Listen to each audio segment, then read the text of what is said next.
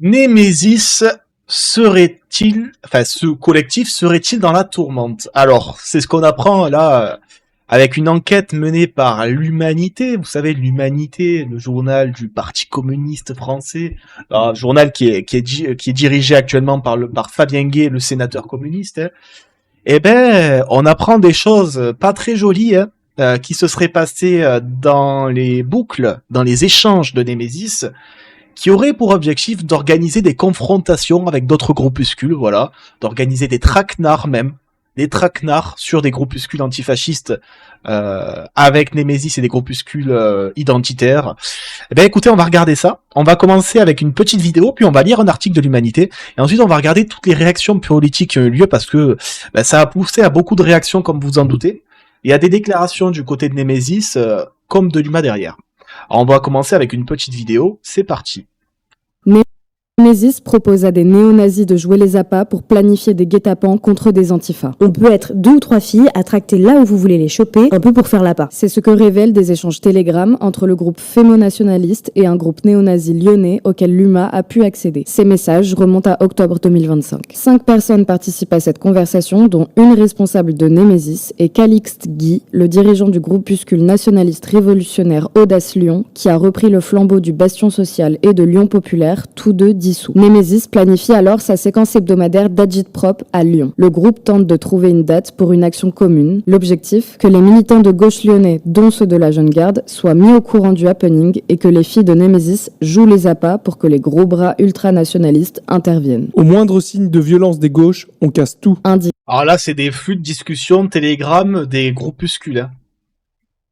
Calixte Guy dans la conversation. Il ajoute que ce sera le moment pour les militantes de faire une vidéo. Le jour même, les militantes de Némésis sont en retard. Leur action se limitera à du stickage, soit coller des autocollants de Némésis, et les militants de gauche ne pointeront pas le bout de leur nez. Donc, il y a cette information. Ensuite, évidemment, on va regarder le démenti du côté de Némésis, parce que Némésis a fait un démenti de son côté, donc on va regarder la totalité des informations, comme à chaque fois sur cette chaîne. Donc on est parti pour l'article de l'UMA qu'on va lire dans sa totalité. Voilà.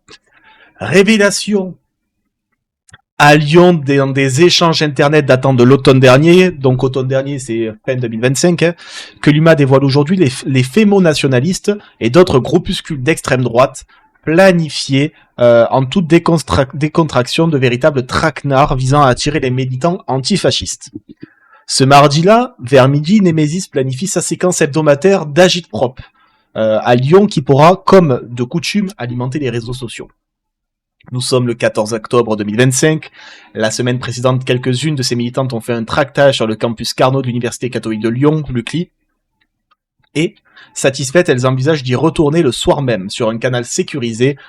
Une cadre du mouvement fémonationaliste local, désignée sous le nom d'Ornella, fait le point avec ses complices.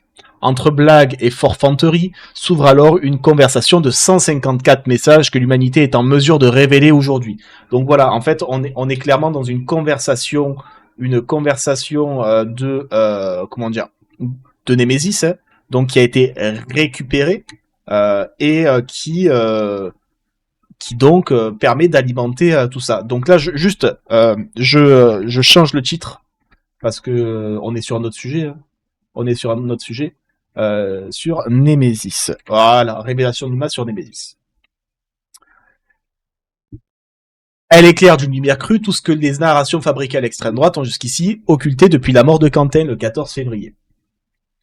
Rien d'extraordinaire peut-être sur le moment, mais en creux, tout le mat de cette banalité avec la routinière cofabrication d'un traquenard par Némésis et des néo-fascistes.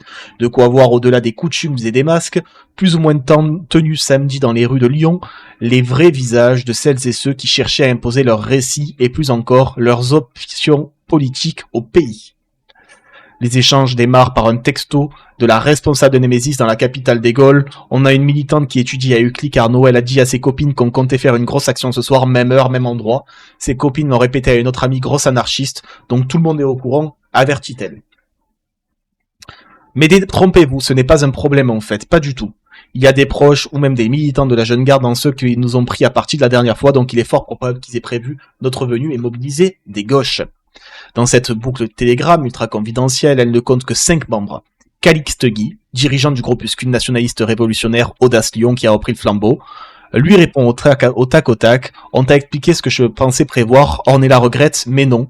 C'est grave, interroge-t-elle, si vous décalez votre action dans un autre endroit, vous allez à Lyon 2 ou Lyon 3 faire votre action.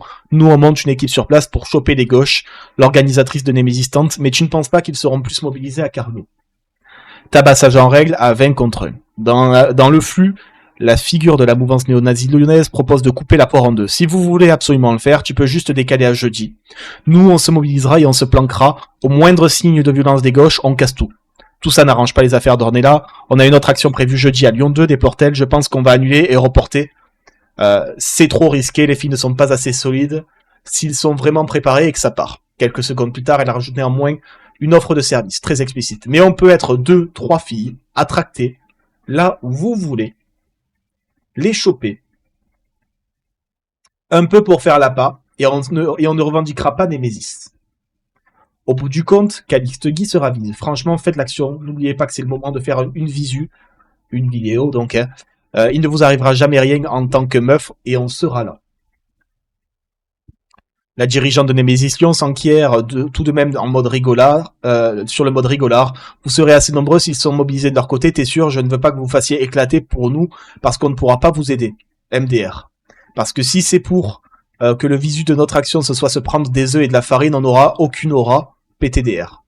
S'ensuivent de longs échanges de bonhommes sur le nombre utile de gros bras, pas besoin d'être trop nombreux si on est sélectif, estime un des sbires. Calixte Guy qui promet de faire la revue d'équipe au sein d'Audace et de la section Karcher. Un autre groupe sur lequel il a main tranche entre 8 et 10 gars, ça suffira et c'est atteignable large. Ce n'est qu'après ces échanges que la nature même de l'action sera déterminée en vitesse, ce qui laisse penser à un pur prétexte pour un guet-apens, là encore. Il s'agira simplement d'un modeste stickage, soit recouvrir les autocollants des autres avec du matériel de Némésis. Ce sont les messieurs qui décident de toute façon. Fais venir toutes les filles qui veulent pour un stickage à un bar, intime d'une des membres à Ornella. À l'heure prévue, les militantes sont à la bourre, essayent de faire vite ces VP, si ça se trouve, ils sont là, mais ils vont se barrer en pensant qu'il n'y a rien. Aboie un des nervis planqués dans le coin. Dites-moi si vous voulez que je passe devant eux ou quoi, réclame celle qui insiste pour servir de l'heure. Quelques dizaines de minutes plus tard, la déception perce, on a stické ce qu'on pouvait dans le périmètre, maintenant, on fait quoi? Un des types dépité que ça ne morde pas à l'hameçon encourage à se rapprocher un peu de la fac, mais Calixte Guy siffle. Tout le monde rentre, fin en fiasco cette fois pour les brutes épaisses. Cela ne doit rien au hasard. Si les échanges issus du téléphone du chef du groupuscule ouvertement néofasciste prennent tout leur sens aujourd'hui, c'est aussi parce qu'ils renvoient à un autre précédent aux conséquences qui auraient pu être tragiques. Un an avant de parader ce samedi, en tête du cortège lyonnais, un hommage à Quentin Doranc, un camarade bien connu de nos militants, dont Audace Lyon a salué la mémoire au travers d'un communiqué fustigeant la droite parlementaire et sioniste. Calixte Guy avait participé à l'attaque bien planifiée le 16 février 2025 à Paris par les hussards. Hop là. Nouveau label du GUD, groupe Union Défense et des Zouaves après leur dissolution. Contre la projection d'un film de Costa Gavras par l'organisation des jeunesses Youth Struggle, une descente concertée qui s'était soldée par le tapassage en règle à 20 contre 1 d'un militant cégétiste et antifasciste avec coups de casse de pied dans la tête et tessons de verre. Puis alors que la victime gisait au sol, cette chevauchée enregistrée en vidéo sur laquelle on entend les néofascistes hurler « Paris est nazi et Lyon est nazi aussi ». Allez, on se calme le chat. Si jamais, n'hésitez pas à mettre un slowdown plus important, les modos, si vous avez besoin pour gérer le chat. Je le monte à 20 secondes. Couteau, hachette et lacrymo. Dans cette affaire toujours en cours d'instruction, 25 participants à l'attaque à cette date ont été mis en examen pour violence aggravée en réunion. Calixte Guy a, d'après nos informations, bien été identifié par les enquêteurs comme l'un des assaillants ayant porté des coups à la tête de la victime tombée au sol. Le néofasciste lyonnais réfute vigoureusement, puis finit par s'excuser pour le coup de pied dont il devra répondre devant la justice. Parmi les effets de Calixte Guy, fils d'une ex-candidate RN au municipal de Lyon en 2020, et dont les deux frères jouissent d'une grosse renommée dans les milieux néofascistes ou maurassiens, les perquisitions ont mis au jour un petit arsenal, 13 couteaux, une hachette, des bombes de lacrymo, une matraque télescopique, Une réplique de pistolet pour l'airsoft, mais plus vrai que nature. Sur le téléphone de celui qui présente Pordicus Audace comme un mouvement d'aide sociale, une conversation intitulée Dossier gauche mentionne et identifie des membres de la jeune garde avec des informations sur leur domicile et immatriculation de véhicules. Guy revendique ses exploits contre ces derniers. Une affiche promet encore de la vraie marave dans ses pseudo-maraudes. Antifa te casse pas la tête, Audace s'en chargera. Peut-être le slogan devrait-il être complété à présent avec Némésis pour APA. Donc là, on a le récit ici de Luma qui aurait eu accès donc à ces documents. Et évidemment, on va aller creuser un peu. On va aller creuser un peu et voir ce qu'il y a derrière. Voilà. C'est aussi ce qu'on fait sur la chaîne. Bon, on va voir déjà, il y a des réactions politiques. Clémence Guettet, vice-présidente de l'Assemblée nationale. On peut être 2 ou 3 filles à tracter là pour faire... Où vous voulez les choper, on peut faire l'appât. La presse révèle comment les groupuscules d'extrême droite Némésis organisent des guet-apens pour attirer des militants antifascistes et les livrer aux groupes néo-nazis. La révélation de ces conversations est accablante, ce groupe est provocateur et une menace pour la paix, il doit être dissous. Donc il y a un appel à la dissolution suite à cet article, même si l'appel à la dissolution existait auparavant, et vous le savez. Voilà, pareil, je vous laisse écouter Manon Aubry ici. Non, mais que l'on puisse avoir des Député LFI, tête de liste aux élections européennes, je rappelle Manon Aubry. désaccords avec nous, j'ai aucun problème, c'est la vie démocratique, vous le faites en m'interrogeant, et j'aurais aucune difficulté à être confrontée sur le terrain des idées. Attention, quand on vous interroge, c'est pas des désaccords politiques, ce sont des questions qu'on vous pose. Oui, mais Non, parce que vous êtes, on non, pourrait mais ce que je veux dire, confondre. c'est que vous avez le droit de me challenger, et j'ai aucun souci avec ça. Mais Donc, d'accord, mais là, c'est on pas la parle- même chose. Donc voilà, et DJ précise, et d'ailleurs c'est marqué, ces conversations ont été extraites du téléphone de Calixte Guy qui est donc évoqué dans le cadre de l'enquête dans lesquelles il y a eu justement les récupérations des couteaux, etc. Donc c'est une vraie conversation récupérée dans le téléphone d'un des protagonistes principaux évoqués. C'est important de le préciser. Et ça fait même honneur à votre D'accord, mais métier de c'est pas la même journaliste. Et chose. mais là, ce que je veux vous dire, c'est que j'ai politique. aucune difficulté, mais même là, on va organiser un débat, on sera peut-être d'accord, pas d'accord à la fin de cette émission. On peut le faire avec qui que ce soit dans la vie politique. J'ai aucune difficulté avec cela.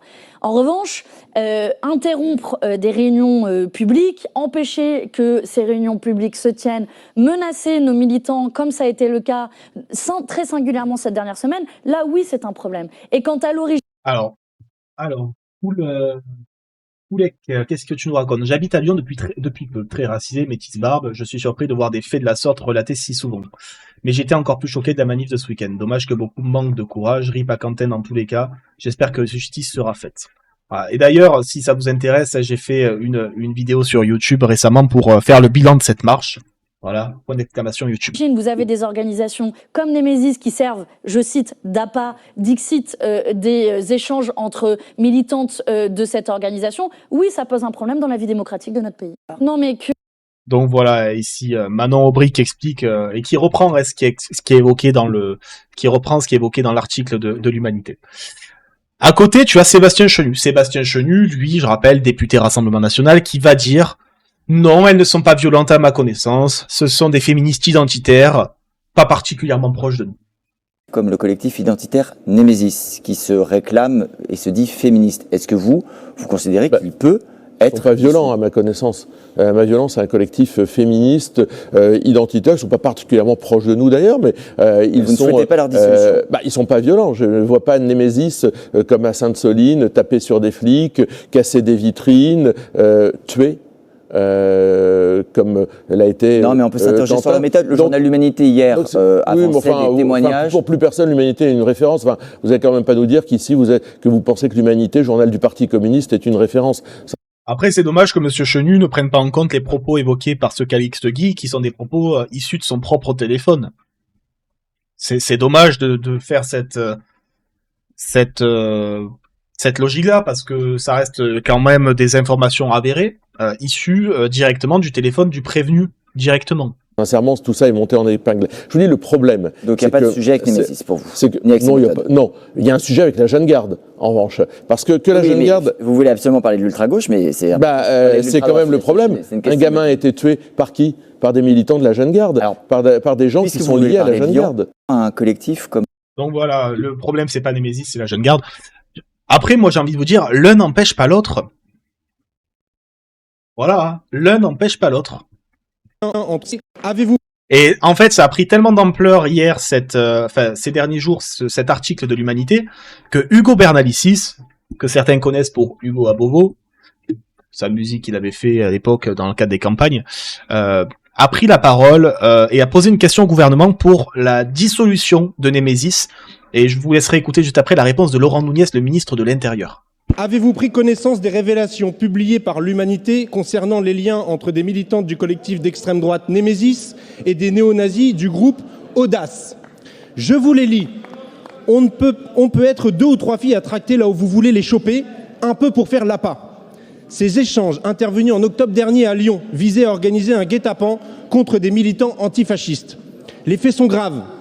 Ils décrivent des méthodes d'intimidation et de violence politique assumées.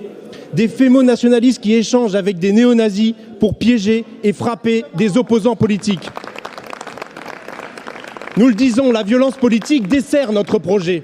Mais qu'en est-il du vôtre? Ce sont ces mêmes groupes que votre ministère n'a pas interdit de défiler récemment à Lyon, dans un contexte de récupération d'un drame humain, avec des mots d'ordre et des symboles qui révèlent la montée du fascisme. Votre famille politique doit s'expliquer. Quand votre candidate Martine Vassal reprend une devise pétainiste, quand votre... Oui, vous vous rappelez, pendant le débat pour les élections municipales de Marseille, Martine Vassal qui a utilisé la logique « mes valeurs, ce sont le mérite, le travail, la famille et la patrie ». Bon, bah écoutez...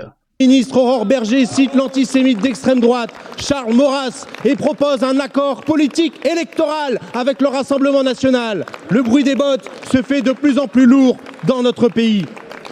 Je dénonce que votre ministère a fait le choix, pour des raisons politiciennes, de réprimer les mouvements sociaux pacifiques, des manifestations écologistes non violentes, des rassemblements pour la paix en Palestine. Et quand des néo-nazis défilent, là, non, non, ça ne trouble pas votre ordre public. Je vous pose donc une question précise. Allez-vous saisir la justice pour demander la dissolution judiciaire du collectif Nemesis? Ou bien, comme votre prédécesseur, Bruno Retailleau, vous dites « Bravo pour votre combat, vous savez que j'en suis très proche ». Nous sommes antifascistes parce que nous sommes républicains. Et vous? Et vous? Donc voilà, ici, question de Hugo Bernalicis. J'ai failli dire Hugo Clément, vu qu'on a parlé du sujet avant. Et je vous laisse maintenant écouter la réponse de Laurent Nunez. Laurent Nunez, qui, je vous rappelle, est le ministre de l'Intérieur. Mesdames et messieurs les députés, monsieur le député Hugo Bernalicis, je vais vous répondre en républicain. Je vais vous répondre en républicain en 2 temps. D'abord, concernant la manifestation. La manifestation, elle avait été déclarée par des personnes, et elle a été déclarée comme un hommage en la mort dramatique de Quentin, hommage en Quentin. Et cette manifestation, évidemment, je ne l'ai pas autorisée, je ne l'ai pas interdite. Pourquoi? Parce que vous le savez très bien, et vous êtes bien placé pour le savoir, je ne peux interdire des manifestations que quand il y a des risques de troubles à l'ordre public, et qu'en plus, je ne suis pas en mesure de les contenir. Donc j'ai apprécié en conscience, et j'ai considéré qu'il n'y avait pas lieu d'interdire ce rassemblement. Pour autant, est-ce que cela veut dire que nous partageons les gestes et les propos inacceptables, gestes qui ont été tenus, les propos inacceptables qui ont été entendus? Évidemment non, puisque la justice a été saisie. Vous savez que la préfète du Rhône a exercé un article 40 et que des enquêtes judiciaires ont été ouvertes et que ces gestes et ces propos seront poursuivis et seront punis. Concernant la dissolution d'un certain nombre de structures, vous avez parlé notamment de Nemesis. Moi, je suis un républicain, je suis un ministre de l'Intérieur républicain. Il n'y a aucun groupe qui échappe au contrôle et à la vigilance des services qui sont placés sous mon autorité. Vous savez que les règles de dissolution, elles sont très claires. En police administrative, tout groupement qui appelle à la violence, qui appelle à la discrimination, à la haine, est susceptible de faire l'objet d'une procédure de dissolution. Aucune structure n'y échappe, y compris les groupuscules de la mouvance, identitaire à laquelle appartient Nemesis. Que les choses soient claires, dans l'esprit du ministre de l'Intérieur. On progresse.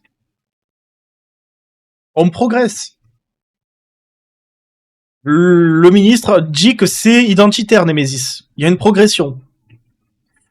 J'ai pas vu ça, Garcia, mets-le sur le Discord. Il y a une progression parce que avant, ils parlaient pas de Nemesis comme un groupuscule identitaire. Maintenant, ils viennent le faire. Il y a une progression. Lente, mais elle existe. que je suis, c'est le cas. Et ensuite, j'analyserai, comme je le fais pour tous les groupes d'ultra-droite comme d'ultra-gauche, s'ils rentrent dans le cadre de la dissolution ou pas.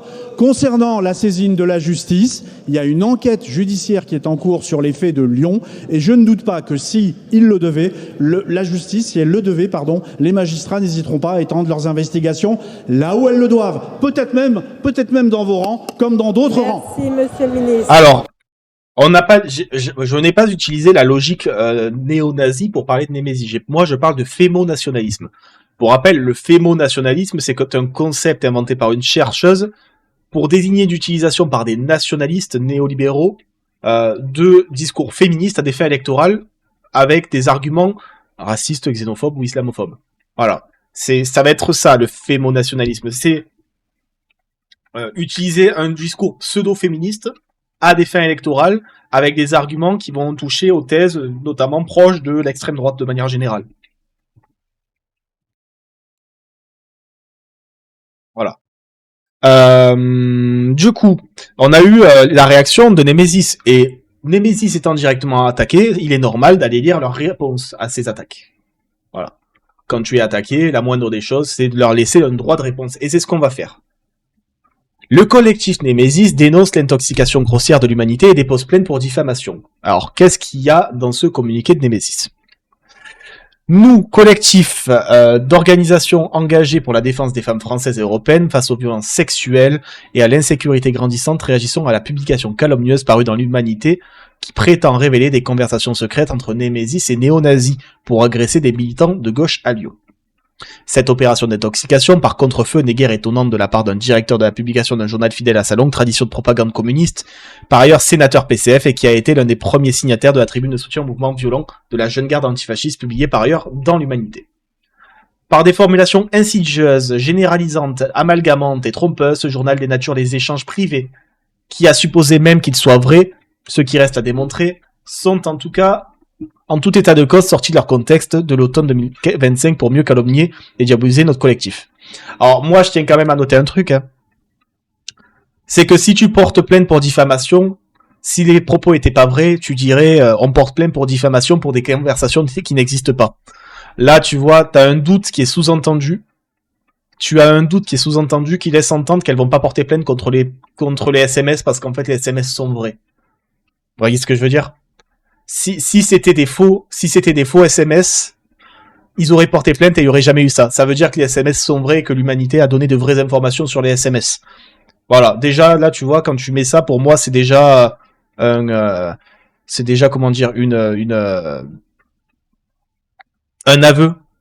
un aveu, hein. Voilà.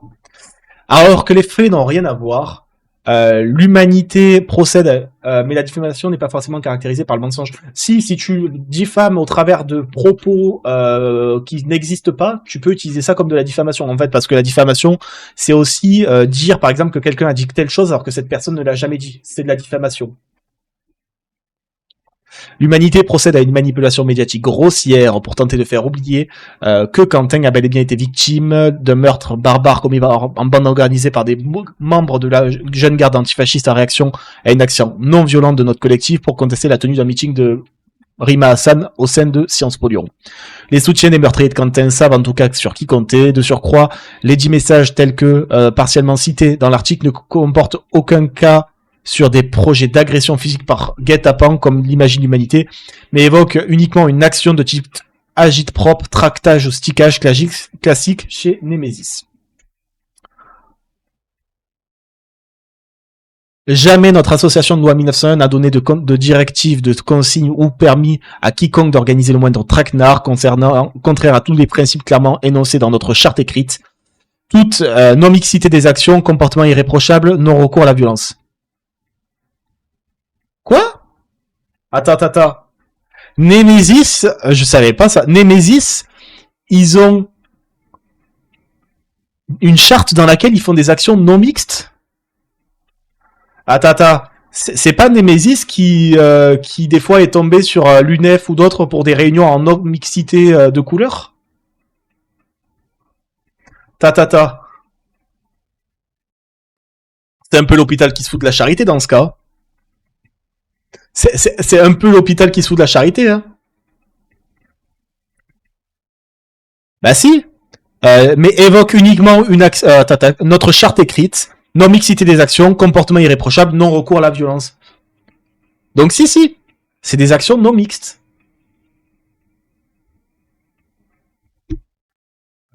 Pour le coup. Bref. En 6 ans d'existence, immaculé sur le plan judiciaire, Collectif Némésis a constamment condamné l'usage de la violence physique comme mode d'action politique et a toujours été très ferme et clair dans sa dénonciation des idéologies totalitaires et néfastes pour les femmes telles que l'islamisme et le nazisme. Il est parfaitement mensonger et diffamatoire de nous imputer une routinière cofabrication de guet-apens avec des néo-nazis comme écrit l'humanité. Des poursuites pénales seront engagées contre ceux qui affirmeront le contraire. Tel est par exemple déjà le cas de Jean-Luc Mélenchon après des accusations d'hier soir qui repoussent toutes les limites de l'infamie et nous mettent en danger. Le collectif Némésis. Ouais, je me suis éloigné du micro volontairement là. Donc voilà, bon ça c'est la réponse de Némésis. Je vais aussi vous dire forcément la réponse de l'humanité parce que il y a une attaque en diffamation contre l'humanité, donc l'humanité a forcément répondu, c'est normal. Hein. Némésis attaque l'humanité, nous demandons sa dissolution de notre communiqué de presse. Fabien Gay. Par un communiqué publié ce jour, Némésis s'en prend à l'humanité. Ne supportons pas nos révélations, sans pour autant nier les faits, ce collectif souhaite contre-attaquer. La vérité dérange, et le fait qu'elle soit reprise par de nombreux confrères et consoeurs prouve combien ces révélations sont dérangeantes. Pire, les membres de ce collectif essaient de faire taire et d'intimider celles et ceux qui se saisissent de nos révélations pour les menacer d'un procès en diffamation. Nous sommes solidaires de ces derniers, et nous nous tenons à leur côté. En effet, nous avons mis en lumière l'existence d'une boucle Telegram sur laquelle des militants de ce collectif identitaire préparaient des initiatives venant à provoquer et attaquer des sympathisants de gauche. Némésis cherche à inverser la culpabilité. Ce ne sont pas nos révélations qui sont une menace, ce sont les méthodes employées par ce collectif appelant à la violence organisée et préméditée. C'est une nouvelle preuve que la violence fait partie intégrante du projet politique de l'extrême droite, contrairement à ce que cette mouvance essaie de faire croire depuis plusieurs jours. En plus de la violence, les jeunes femmes sont utilisées comme appât. Une belle conception du féminisme. Là aussi, Némésis est démasqué et montre son vrai visage, celui de fémo-nationaliste qui instrumentalise la lutte contre les violences sexuelles et sexistes. Nous sommes fiers d'avoir fait ces révélations, preuve d'un journal sourcé, fiable et documenté, d'utilité publique et d'intérêt général, à la pointe de la lutte contre l'extrême droite. Au regard de la gravité des informations produites par l'humanité, je demande solennellement au ministre d'Intérieur d'engager une procédure en urgence pour dissoudre le collectif Némésis et les groupuscules liés à ce collectif dangereux pour des libertés publiques et la sécurité de notre pays. Dans cette attente, l'humanité réaffirme plus que jamais que nous ne reculerons pas face aux intimidations et aux menaces qui nous visent ou qui visent d'autres rédactions. Donc voilà, ici tout ce qu'on a pu apprendre dans le cadre de cet échange de ce journal Némésis et de ses révélations, de ce journal de l'humanité sur Némésis avec ses révélations, et comment dire, ça a été évoqué rapidement par France Info, par une certaine Nathalie Saint-Cric. Autant vous dire que ce qu'en a dit Nathalie Saint-Cric sur France Info a fait réagir Jean-Luc Mélenchon, qui a fait un tweet carrément. Du coup, ce que je vais faire, c'est que je vais vous laisser écouter ce qu'en a dit Nathalie Saint-Cric sur France Info et on va regarder la réponse de Mélenchon derrière. Certains vont dire trigger warning, Nathalie Saint-Cric, je vous laisse libre de ses propos. Hein. C'est très intéressant parce qu'on voit, Nathalie Saint-Cric, que c'est des critères qui sont à la fois assez précis, mais avec une potentielle lecture politique quand même. Mais c'est surtout parce que toute la réponse de Laurent Nunez cet après-midi aux questions de Hugo Bernalicis, qui s'étonnait aussi que la manif n'ait pas été interdite la dernière fois, c'est-à-dire prônant en gros l'interdiction des manifestations, prônant la dissolution des associations. Il faut quand même expliquer qu'en France, le principe c'est la liberté et que l'exception c'est l'interdiction. Donc si on commence à aller interdire toutes les associations, il l'a expliqué, c'est extrêmement encadré. C'est-à-dire c'est pas parce que des gens sont contre l'avortement ou disent ou crient simplement à partir du moment où c'est pas un cri de haine ou de discrimination ou cri, on va pas se mettre à interdire à tour de bras. C'est la conception. C'est la menace à l'ordre public qui doit être normalement le critère. Non seulement la menace doit être prouvée, mais c'est sous le contrôle du juge.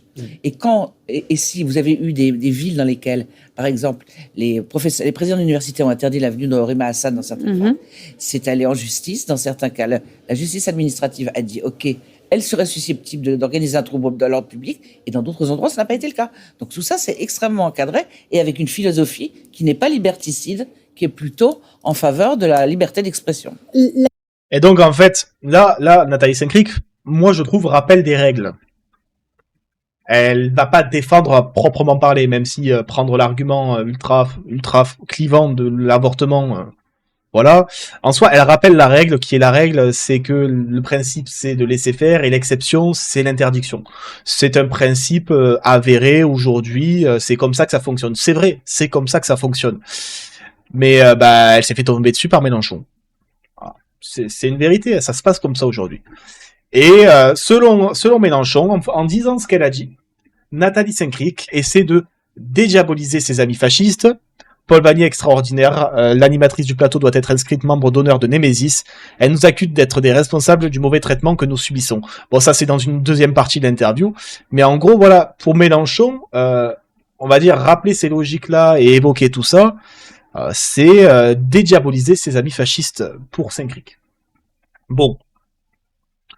On rappelle, il y a un vrai passif entre Saint-Cric et Mélenchon pour Mélenchon 1PB. Je vous rappelle, ça date un peu tout ça.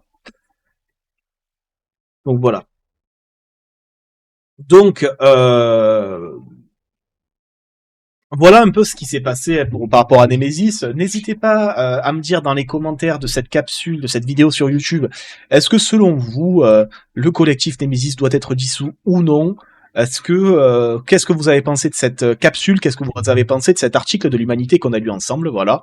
Merci à tous ceux qui ont liké. Si vous aimez, à tous ceux qui ont vu, si vous avez aimé, n'hésitez pas à liker et partager cette vidéo et à vous abonner sur YouTube ou encore sur la chaîne Twitch. À très bientôt pour une prochaine vidéo, parce que là on va aborder maintenant le sujet des médias traditionnels en confrontation avec la France insoumise. À bientôt.